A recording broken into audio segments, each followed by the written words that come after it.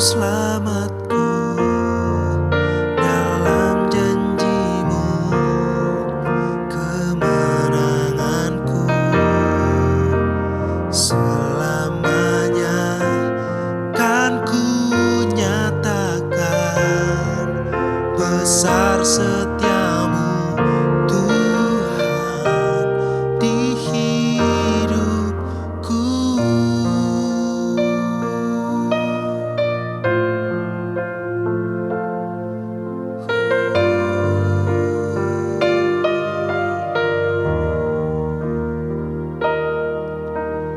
Walau ku harus berjalan dalam lembah kegelapan, perlindungan-Mu, oh Tuhan, nyatalah bagi hidupku. Tiada pernah sedetik pun, tiada pernah Kau tinggalkan. Sungguh mulia dan sempurna, hanya Kau layak disembah.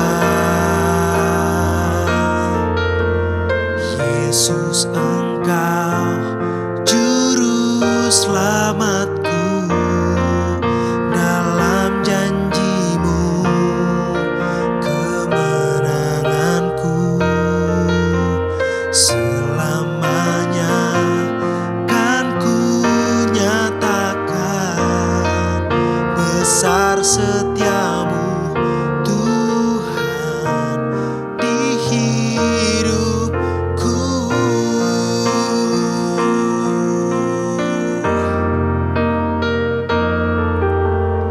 Yesus, Engkau juru selamatku dalam janji-Mu, kemenanganku selamanya kan ku nyatakan besar setiamu Tuhan di hidupku.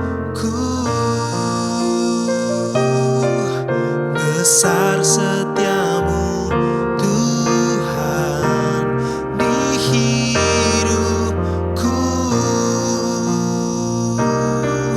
Besar setiamu Tuhan di hidupku.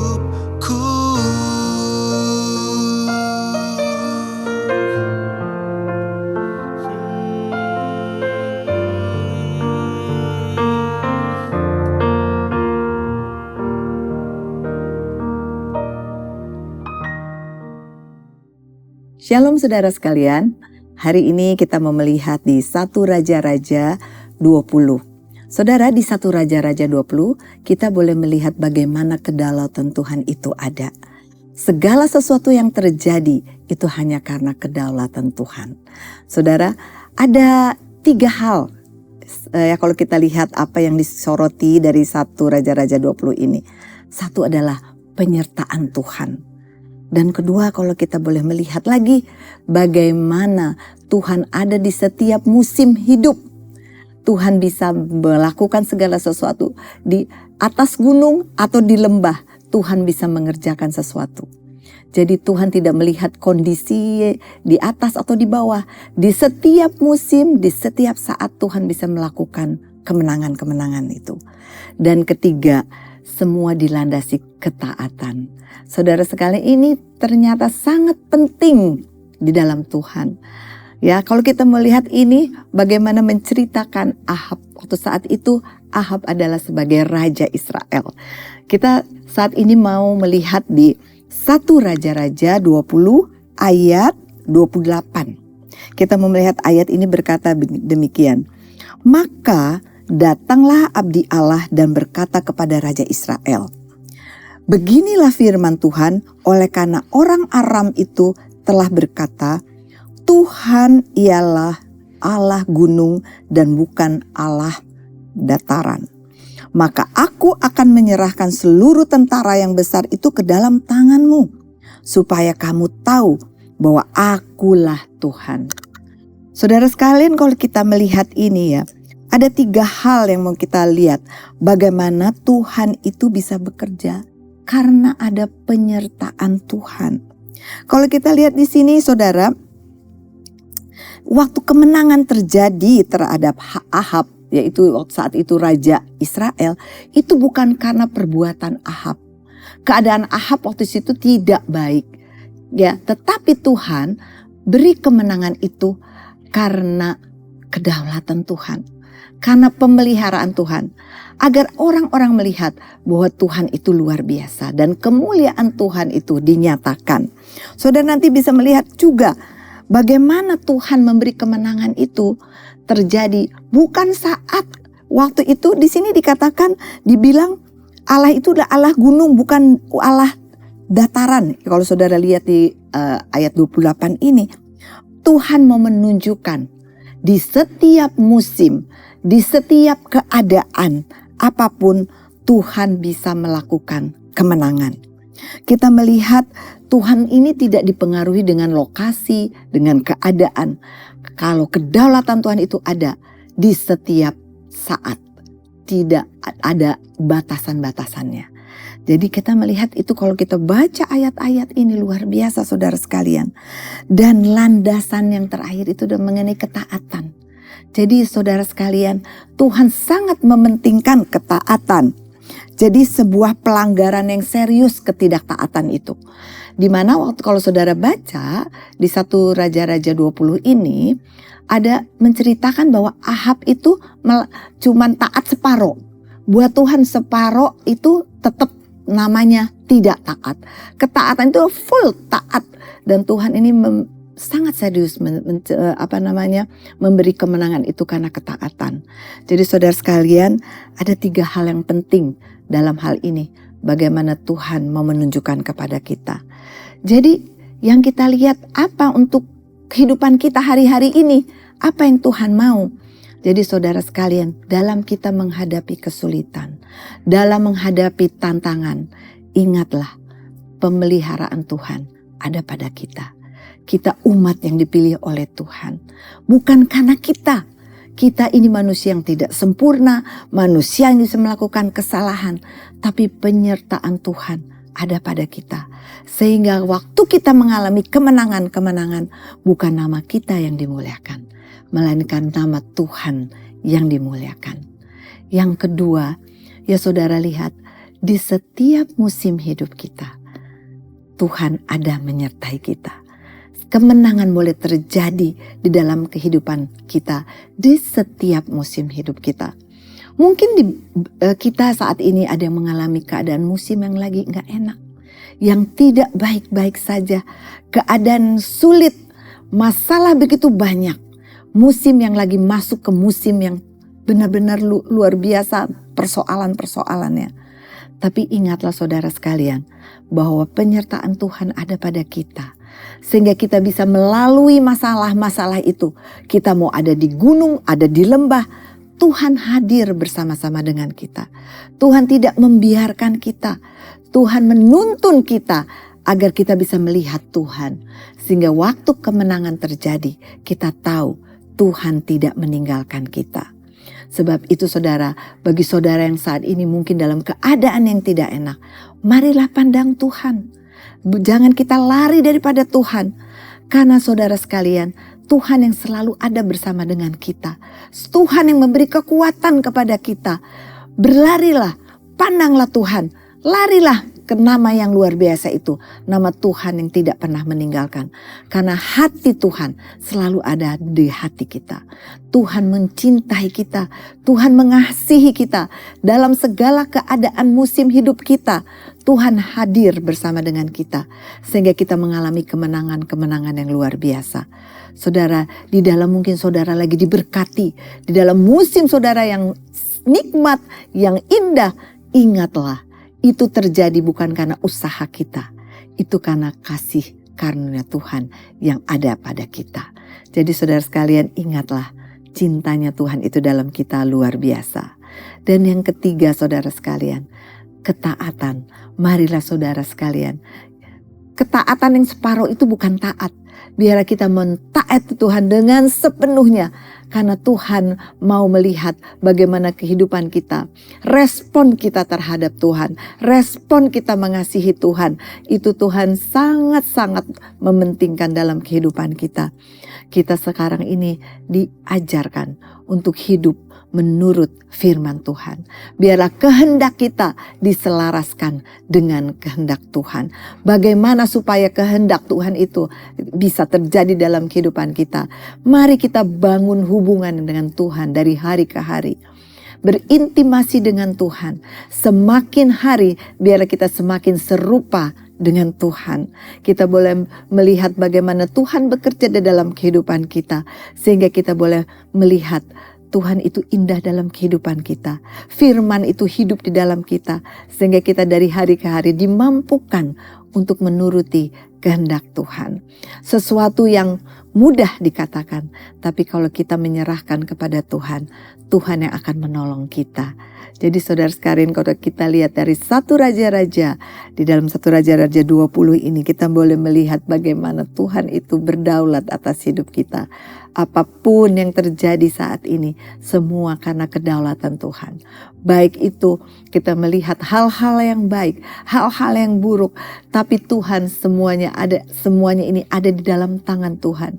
Dan Tuhan sanggup menolong kita. Tuhan tidak membiarkan hidup kita sendiri. Dan Tuhan ada bersama-sama dengan kita. Jadi saudara sekalian, marilah kita lihat ketiga hal ini yang ada belajar hari ini. 1, ada penyertaan Tuhan. 2, Tuhan selalu ada di setiap musim hidup kita. Dan ketiga, kita mau belajar taat kepada Tuhan. Biar saudara sekalian, kita pasti bisa bersama dengan Tuhan. Biarlah nama Tuhan dipermuliakan dalam kehidupan kita. Amin. Tuhan Yesus berkati. Mari kita berdoa. Tuhan Yesus, terima kasih buat renungan hari ini. Kami boleh melihat bagaimana kedaulatan Tuhan itu terjadi dalam kehidupan kami. Kami boleh melihat bahwa hari ke hari kami, kemenangan-kemenangan yang kami dapatkan itu karena pemeliharaan Tuhan. Dalam kegagalan-kegagalan dari Ahab kami belajar bahwa Tuhan tetap menyertai kami. Dan nama Tuhan dipermuliakan. Dan juga kami boleh melihat di setiap musim hidup kami Tuhan ada dan Tuhan bersama dengan kami. Dan kami boleh melihat juga Tuhan sangat menghargai orang-orang yang taat kepada Tuhan. Sebab itu Tuhan, ajar kami Tuhan, agar kami bisa melakukan kehendak-Mu dalam kehidupan kami. Beri kami kekuatan Tuhan. Beri hati yang benar-benar dipenuhi dengan kuasa Tuhan. Tuhan Yesus, terima kasih buat firman-Mu. Kami mau selalu tunduk kepadamu Tuhan. Di dalam nama Tuhan Yesus Kristus kami berdoa dan mengucap syukur. Amin. Tuhan Yesus berkati. 1 Raja-Raja 20. Samaria tertolong dari kepungan. Ben-Hadad, Raja Aram, mengumpulkan seluruh tentaranya, 32 orang raja bersama-sama dia beserta kuda dan kereta. Lalu ia maju, ia mengepung Samaria dan memeranginya. Kemudian ia mengirim utusan ke kota itu, kepada Ahab, Raja Israel, dengan pesan, beginilah pesan Ben-Hadad, emasmu dan perakmu adalah milikku, dan juga istri-istri dan anak-anakmu yang cantik-cantik adalah milikku. Raja Israel menjawab, katanya, seperti bicaramu itulah, ya tuanku raja. Aku ini dengan segala yang ada padaku adalah milikmu. Sesudah itu utusan-utusan itu kembali dan berkata, beginilah pesan Ben-Hadad, memang aku telah menyuruh orang kepadamu mengatakan, emas dan perakmu, istri-istri dan anak-anakmu harus kau serahkan kepadaku. Tetapi, besok kira-kira pada waktu ini, aku akan menyuruh pegawai-pegawaiku kepadamu dan mereka akan menggeledah rumahmu dan rumah pegawai-pegawaimu. Maka segala yang mereka lihat dan ingini akan mereka ambil dan mereka bawa.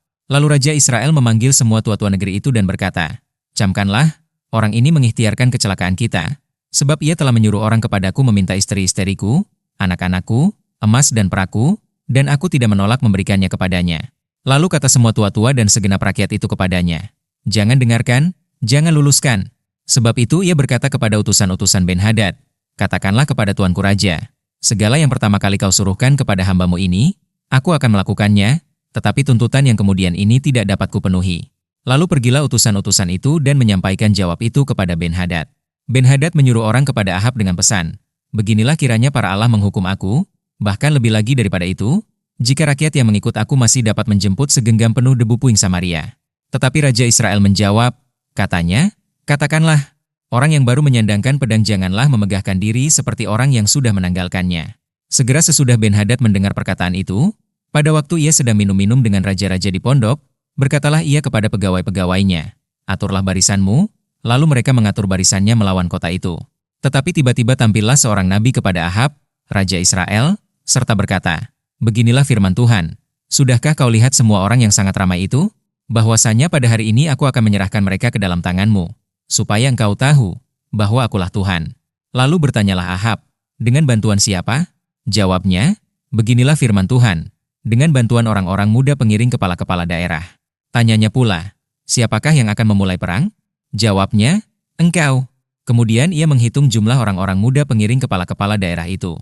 Ada 232 orang banyaknya dan sesudah mereka itu ia menghitung jumlah seluruh rakyat, yakni segenap orang Israel. Ada 7.000 orang banyaknya.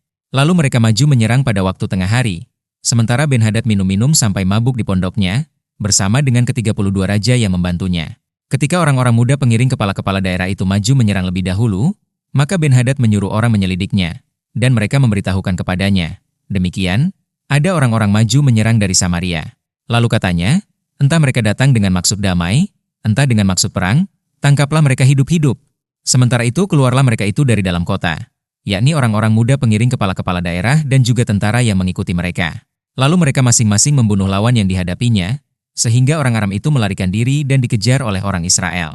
Tetapi Ben-Hadad, Raja Aram dapat meluputkan diri dengan naik kuda, beserta sejumlah orang berkuda.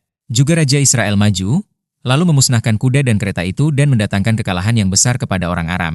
Lalu tampillah Nabi itu kepada Raja Israel dan berkata kepadanya, baiklah, kuatkanlah hatimu, pertimbangkan dan pikirkanlah apa yang harus kau perbuat, sebab pada pergantian tahun Raja Aram akan maju menyerang engkau. Pertempuran dekat kota Afek. Pegawai-pegawai Raja Aram berkata kepadanya, Allah mereka ialah Allah gunung, itulah sebabnya mereka lebih kuat daripada kita. Tetapi apabila kita berperang melawan mereka di tanah rata, pastilah kita lebih kuat daripada mereka. Bertindaklah begini, pecatlah raja-raja itu masing-masing dari kedudukannya, dan angkatlah bupati-bupati menggantikan mereka. Lalu kerahkanlah tentara sebanyak tentara yang telah gugur dari pihakmu itu, demikian pula kuda dan kereta sebanyak yang dahulu. Marilah kita berperang melawan mereka di tanah rata, pastilah kita lebih kuat daripada mereka. Raja mendengarkan usul mereka, dan bertindak demikian.